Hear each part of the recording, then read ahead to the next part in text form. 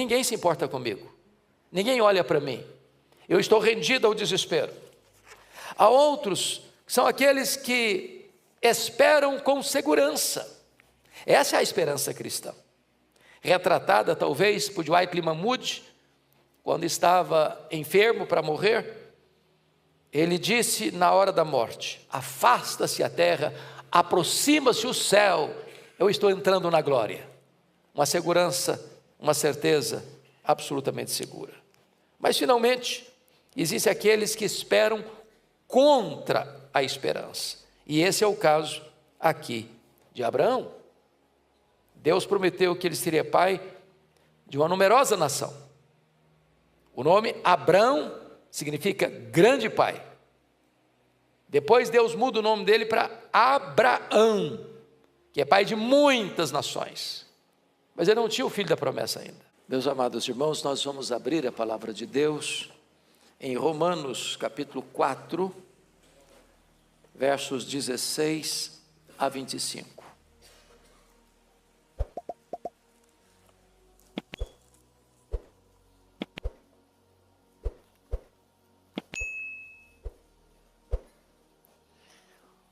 O texto diz: essa é a razão por que provém da fé, para que seja segundo a graça, a fim de que seja firme a promessa para toda a descendência, não somente ao que está no regime da lei, mas também ao que é da fé que teve Abraão, porque Abraão é pai de todos nós, como está escrito, por pai de muitas nações te constituí.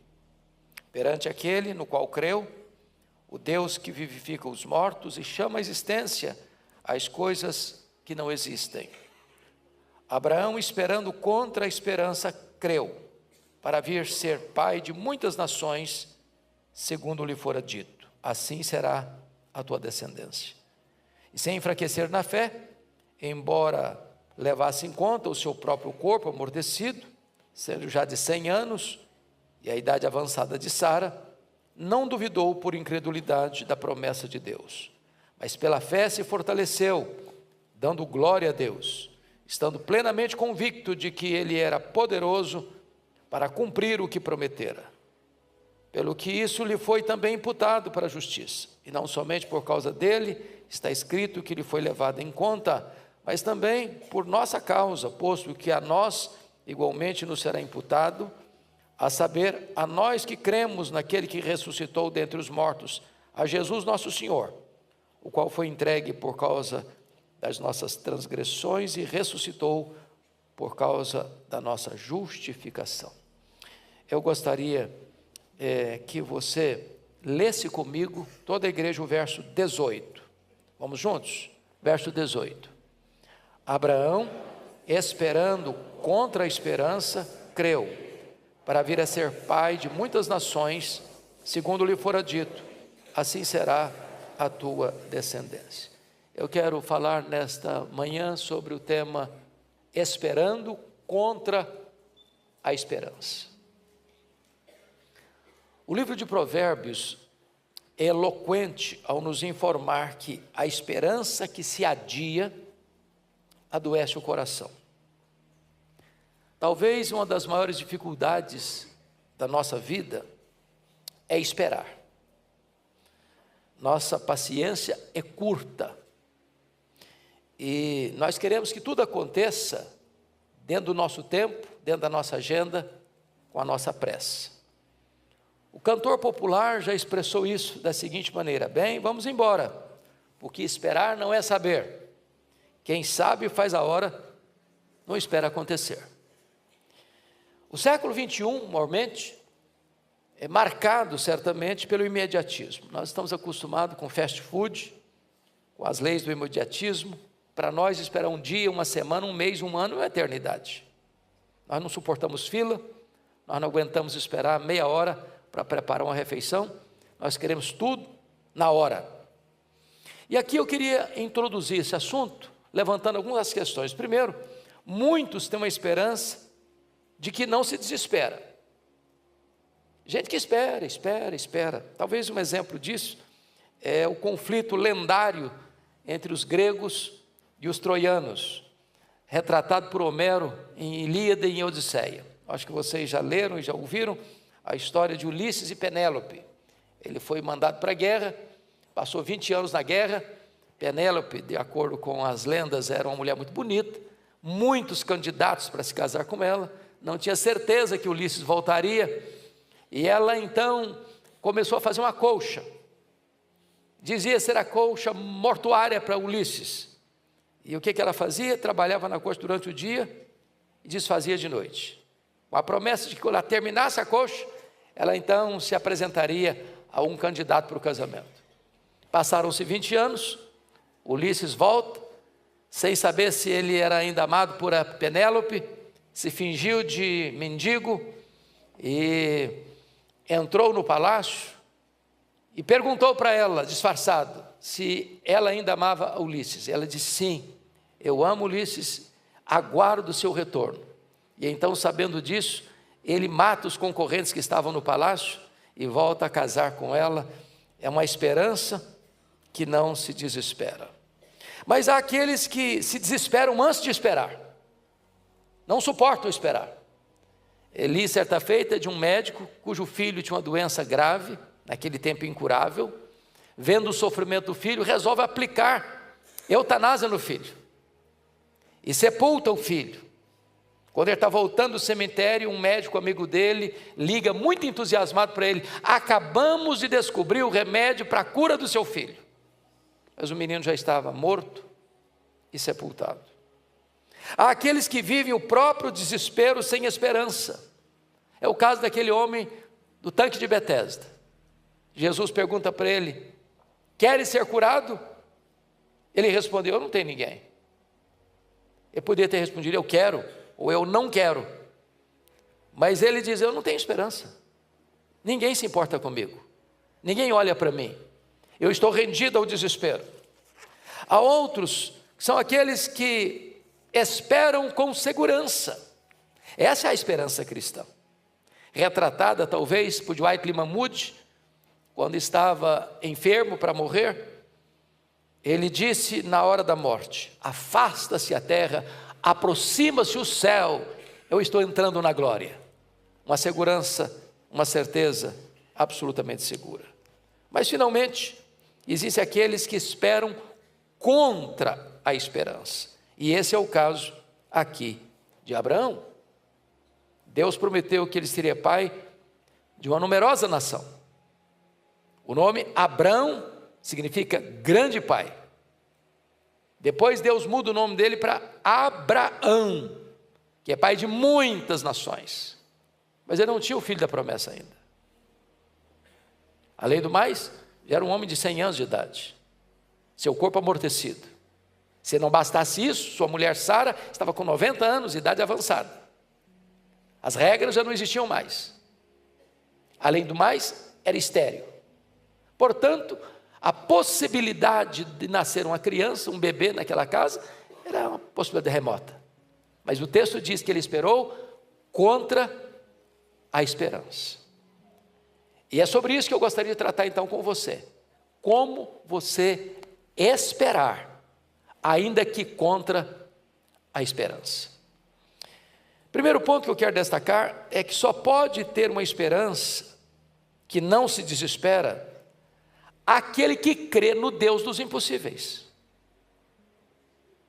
Não é que você vai esperar nos seus recursos, na sua saúde, na sua inteligência, na sua força, no seu dinheiro, nas instituições, nos governantes, nas leis, no futuro da nação.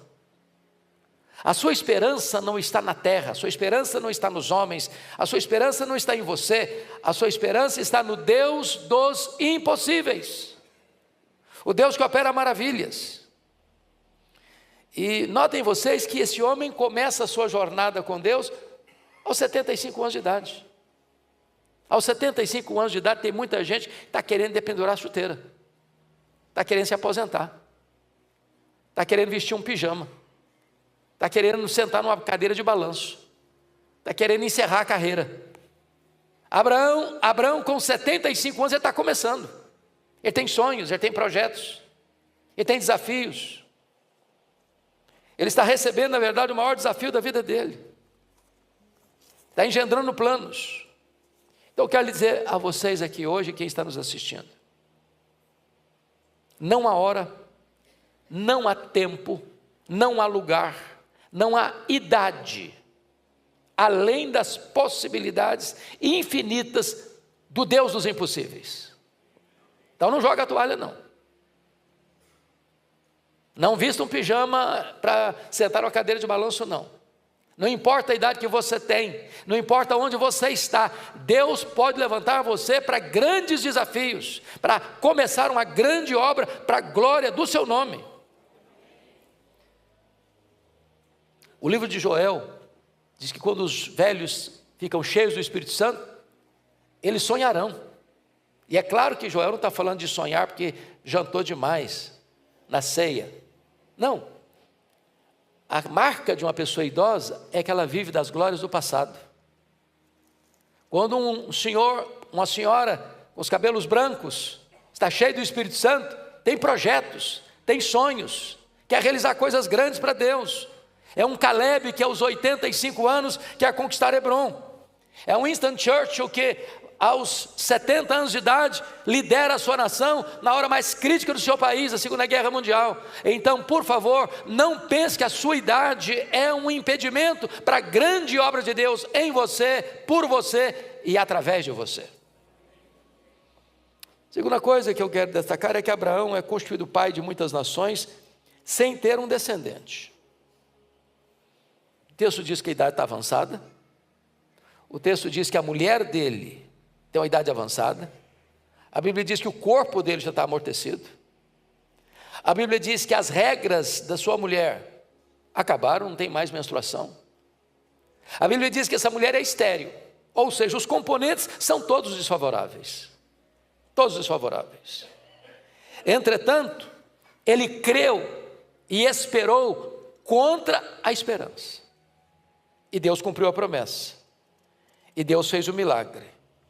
E Deus realizou o prodígio, e o filho da promessa nasceu. Os impossíveis dos homens são possíveis para Deus. Talvez você veja aqui nesta manhã com uma causa impossível. Talvez você entrou aqui hoje com um problema que você não tem como resolver, não sabe como resolver, não tem poder para resolver, humanamente não tem solução. Mas esse problema, nas mãos de Deus, tem solução, porque para Deus não há impossíveis em todas as suas promessas.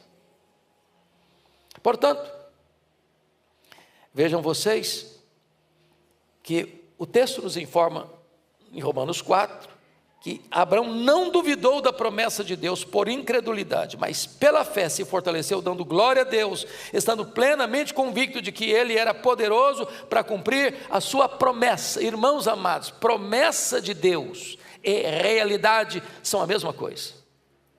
Se Deus prometeu, Ele é fiel para cumprir. Louvado seja o seu nome. Agora veja você que nasce o filho da promessa. E agora o menino cresce. Eu não sei com que idade, talvez 14 anos, pelo menos força suficiente para carregar um festilê nas costas. E Deus diz para Abraão: agora Abraão, você vai desistir desse filho. Agora você vai abrir mão desse filho. Agora você vai entregar esse filho. Agora você vai oferecer esse filho em sacrifício ao Senhor. Parecia que Deus estava contra Deus. Parecia que a ordem estava contra a promessa. Parecia que a realidade estava contra a fé. E diz a Bíblia que Abraão não discute, que Abraão não adia a solução, que Abraão obedece, que Abraão sai numa jornada de 3 dias, que ele não recua 1 centímetro, que ele está pronto a sacrificar o seu filho, por uma razão: ele cria que Deus era poderoso para ressuscitar o seu filho. Este homem espera contra a esperança. E eu pergunto a você: você tem esperado o cumprimento das promessas de Deus na sua vida? Você tem tido paciência para esperar o tempo de Deus e realizar um milagre na sua vida? Você tem crido, ainda que todas as circunstâncias sejam desfavoráveis, você ainda assim tem esperado, mesmo que contra a esperança? Abraão se nos apresenta como um desafio nesta manhã. Mas eu quero tratar de um segundo aspecto. Só pode ter uma esperança que não se desespera aquele que descansa na providência de Deus. E quero evocar aqui a figura de Isaac. Isaac esperou 40 anos para casar. Uma boa idade para casar, não é não? Então não fica desanimado não.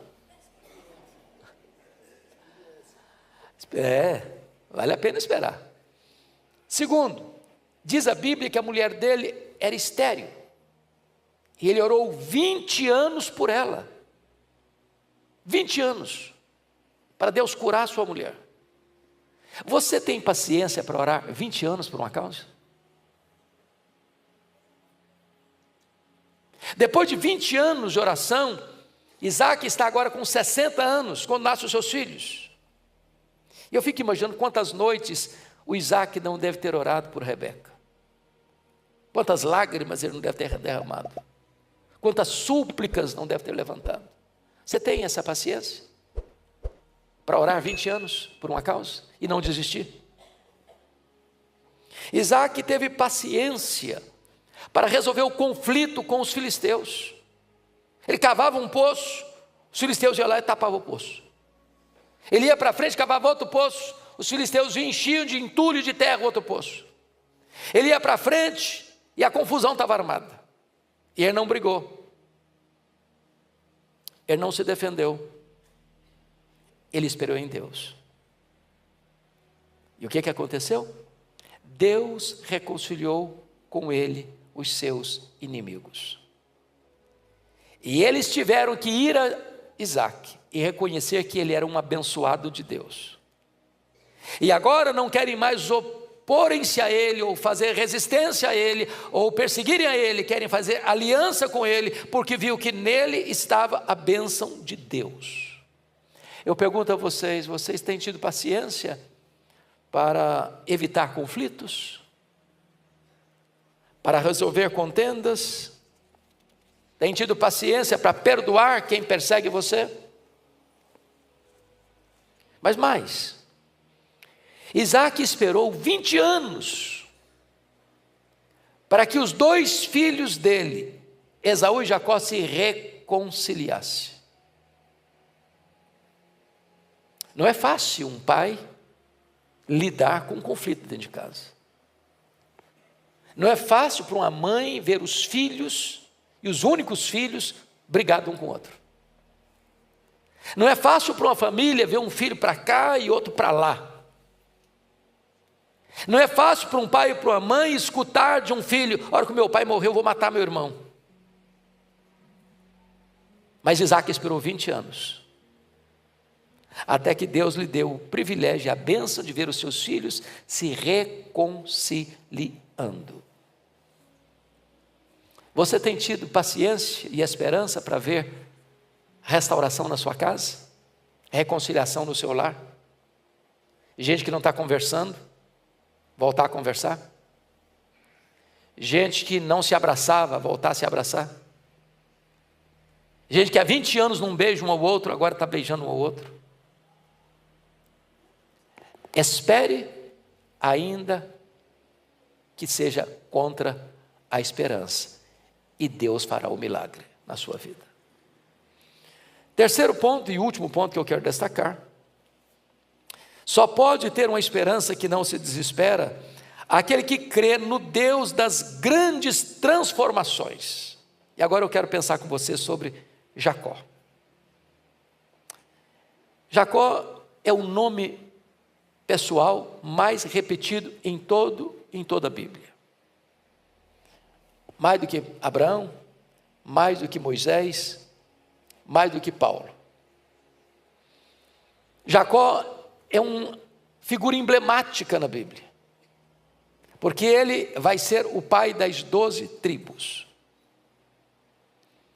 É da família dele que vai nascer a nação de Israel. É da semente dele que vai nascer o Messias. Este é um homem extraordinário, mas notem comigo a paciência dele. Ele saiu de casa para buscar família aos 77 anos de idade. Até os 77 anos de idade ele estava debaixo da barra da saia da mãe. Quem dirigia a vida dele era a mãe. Sem casar. Então, fica firme aí, porque se o cara casou com 77, não casou com 77 não. Casou com 77, ele saiu de casa com 77. Encontrou a moça bonita, falei, é essa aqui. Aí o sogrão falou, meu filho, mas aqui em casa não é assim não. Aqui não vai casando assim não, você vai ter que trabalhar 7 anos por ela. Portanto, ele está com quantos anos? 84 anos. Aí marca a festa, faz a festa, à noite não tinha luz, era uma tristeza. O sogrão bota a irmã mais velha na tenda, noite de núpcias. Quando ele acorda e olha para a linda esposa, não era a linda esposa, era outra. O sogrão falou, não meu filho, aqui na nossa terra não é assim não. Aqui você só casa com a mais nova depois de casar com a mais velha. Se você quiser casar com aquela moça que você está querendo mesmo, a Raquel, você vai ter que trabalhar mais 7 anos.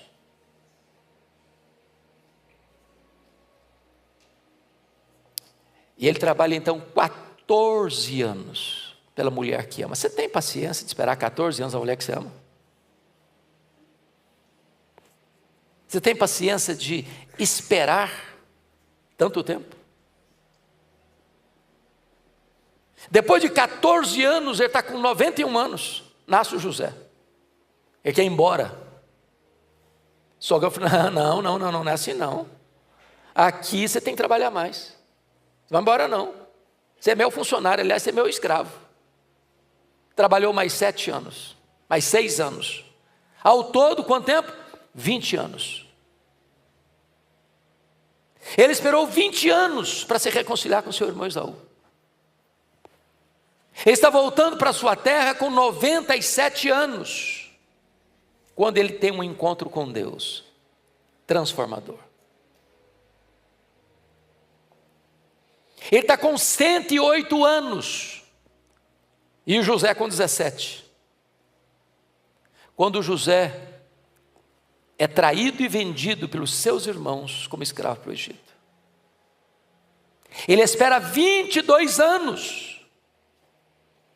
para encontrar com José. Quando ele encontra com José, ele está com 130 anos. Haja paciência para esperar a restauração da sua casa. Ele desce para o Egito com 70 membros da sua família. Morre no Egito com 147 anos, vendo o cumprimento da promessa de Deus ao seu avô Abraão, ao seu pai Isaque e a ele, como o pai da grande nação de Israel. E você tem tido paciência para esperar o retorno do seu filho? Você tem tido paciência para ver a conversão do seu marido? Você tem tido paciência para ver a conversão da sua mulher? Você tem tido paciência para ver a reconciliação na sua casa?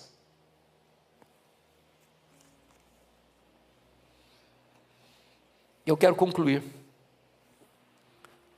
dizendo que é um ditado popular que diz assim: a esperança é a última que morre. Para muita gente, a esperança já morreu. Tem gente que já jogou a toalha. Tem gente que já desistiu. Tem gente que não acredita mais. Tem gente que não espera mais. Mas se você que está aqui hoje me acompanhando, crê no Deus de Abraão, de Isaque e de Jacó, o Deus dos impossíveis, você pode voltar a esperar, ainda que contra a esperança. Pois este Deus é o Deus que vivifica os mortos Este Deus é o Deus que chama à existência as coisas que não existem. Esse Deus é o Deus que faz com que a mulher estéril seja alegre, mãe de filhos. Então faça como Abraão, espere em Deus, porque Deus não pode falhar quanto a si mesmo e quanto às suas promessas.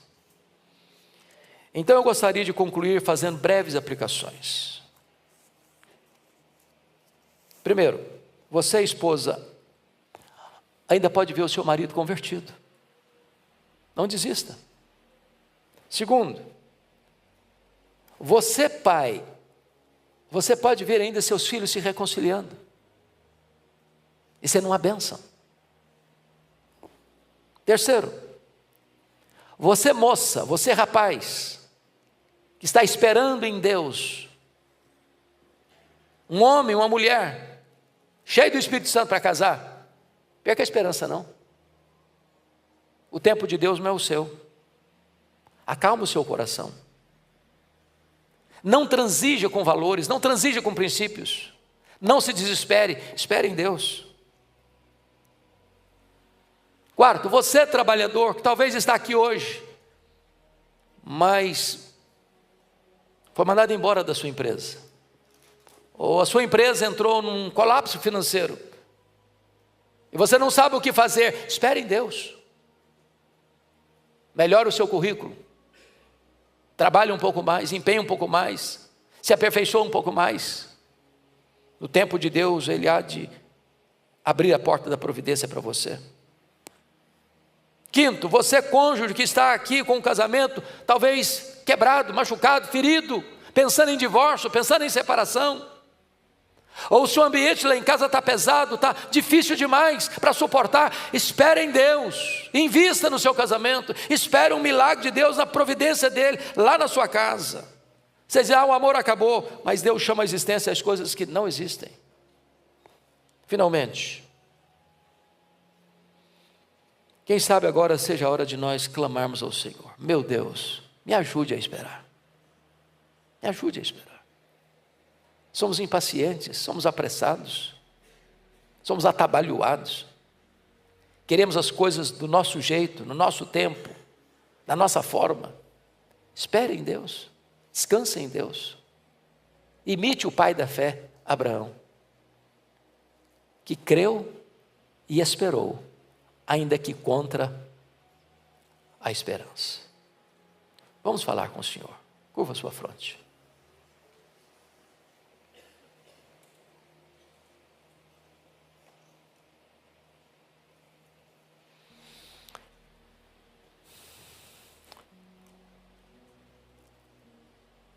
Deus sabe o que você está vivendo. E só Ele sabe exatamente o que você está passando. E esse Deus, o Deus de Abraão, de Isaac e de Jacó, está aqui nesta noite, nesta manhã. Ele é o seu Deus. Imutavelmente o mesmo Deus, todo-poderoso, para quem não há causa difícil, doença incurável, casamento irrecuperável. Ele é o Deus que opera maravilhas. Ponha a sua vida nas mãos desse Deus e veja as maravilhas divinas na sua história.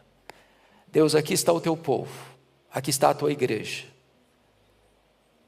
Nós cremos que tu és o nosso Deus, o Deus de Abraão, o Deus de Isaac, o Deus de Jacó.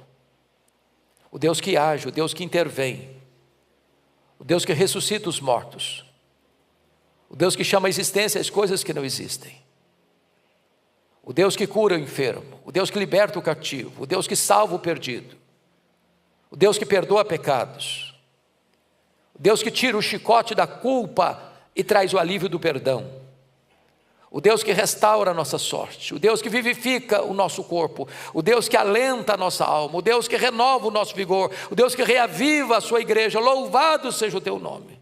Nós apresentamos a ti a nossa vida e aguardamos em ti, porque tu és a nossa esperança. Jesus é a nossa esperança e nós queremos esperar, ainda que contra a esperança. Assim oramos em nome de Jesus. Amém. Conheça agora a Biblioteca do Pregador, a biblioteca cristã mais completa do Brasil, com mais de 10.000 sermões, enciclopédias, teologia sistemática, mais de 20 bíblias de estudo, 6 comentários bíblicos, um grupo exclusivo com mais de 9.000 livros para download. E você adquirindo hoje, você ganha um curso de homilética, a arte de pregar e um kit infantil. Clique em Saiba Mais.